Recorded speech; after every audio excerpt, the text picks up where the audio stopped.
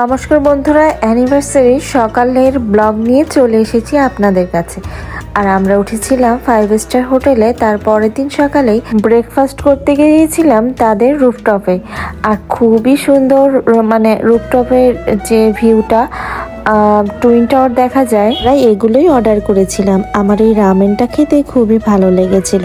আর রিহান ওখানে যে এরকম পাউরুটি খাচ্ছিল। তা শেষ করে আমরা এই রুফটপের এখানটায় চলে আসলাম। এখানে এসে বেশ ভালোই লাগছিল সকালবেলাটা।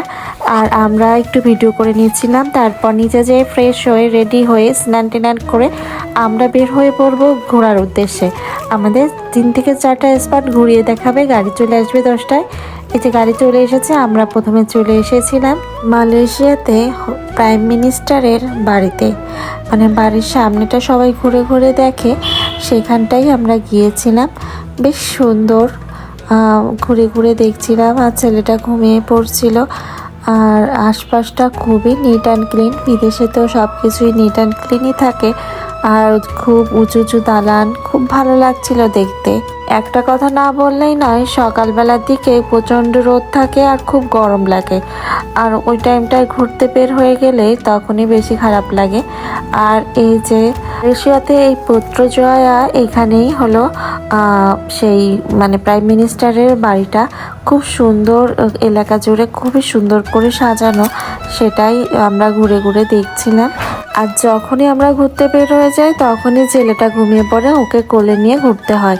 এই যে দেখুন, এক ঘুম দিয়ে উঠেছে, তখনই ওর টুকটুক করা শুরু হয়ে গিয়েছে।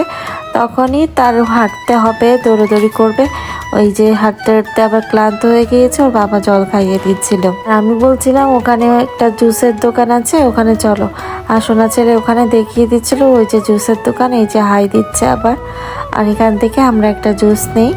জুসটা মোটামুটি ভালোই ছিল। আসলে গরমের ভিতর ঠান্ডা যে কোনো জিনিসই যেন সব ভালো লাগে। যে দেখুন, সোনা ছেলে আইসক্রিম খাচ্ছে। ওকে বাইরের কোনো খাবারই তেমন দেই না, কিন্তু ওখানে যে এত বায়না করছিল, কান্নাকাটি করছিল যে তাকে না দিয়েও পারা যাচ্ছিল না।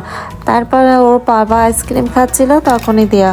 আর এই যে যেটা দেখছেন আমরা যেখানে এসেছি, সেটা হলো একটা রানীর বাড়ি। এখানে নিয়ে এসেছে। এই যে রানীর বাড়ির সামনেই এরকম ঘোড়া নিয়ে একজন সিপাহী দাঁড়িয়ে আছে।